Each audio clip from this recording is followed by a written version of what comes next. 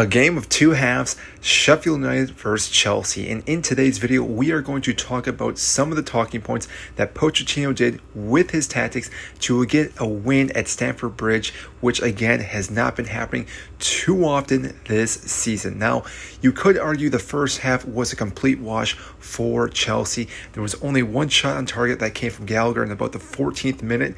From there, absolutely nothing happened. It wasn't until the second half where Chelsea did come out, and this has been one of the talking points through multiple people on YouTube about how Chelsea come out in the second half and actually struggle, but this half was actually one of their best halves they had this season. So let's look at the tactics and also the lineup that Pochettino went that actually helped Chelsea get their win today at Stamford Bridge. So looking at the formation that Chelsea went with today was a 4-3-3. Now, granted, this was not the 4-3-3 that we thought we were going to see.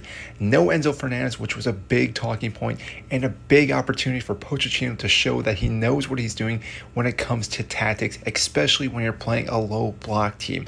Now, granted, he still did come on later in this half, but still, it was one of the talking points in the beginning of this game. Now, one of the key players here was Cole Palmer. Now, yes, he did start at this point, but he typically was drifting off to that right side, where again, he could drift wide, cut back in and play a ball across. Granted, Sterling was also flowing throughout this game, and even Mudryk was floating back and forth in here as well. This made it very difficult for Sheffield United to defend all these players because as they started drifting, they were drifting in between the lines of their defense, and because of this allowed them to move in between those players and again find pockets of space for them to actually create chances, and we did see that happen between Sterling and Palmer. Now, Sterling was the first one who again played the ball back to Palmer, who again had a nice cutback and found the back of the net, which is a great goal. Chelsea needed that in the second half. On top of that, we then also saw Palmer, who again was out on the baseline, and we saw him play the ball back to Jackson, who also found the back net, which is a big issue that we've seen before, that Jackson has been struggling to find the back net. The fact he was able to this game should again help his confidence, and also shows why Pochettino went with him as the starting striker. Now, the other big talking point that we have to talk about is Battlefield and how phenomenal this player was in this match. He's been arguably one of the best CBs we've had this season, and yes, we haven't had him in every single game, but every time he starts, he is a unit. He's able to pass the ball, penetrate with passes, dribble, defend. The man can do everything, and arguably, again, should be starting each and every game, which is why we saw Colwell out on that left side. Thiago Silva did start on the right, and we did see Disasi out as our right back. And yes, Thiago Silva did have some issues, but really, this might be the back four that we stick with for quite some time, especially with all the injuries.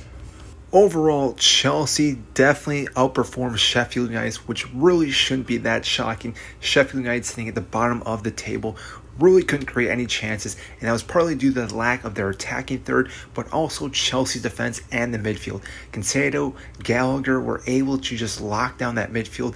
Again, we've seen Gallagher do this time and time again. He's an energizer bunny out there. Looking at his heat map, you are seeing exactly how much field he can cover, and because of that, that allows our other players, such as Cancelo, such as Palmer, Sterling, Mudryk, who can actually roam throughout the pitch because of Gallagher. He's one of the most important players in this midfield, and therefore again, he should not be sold during the January transfer window.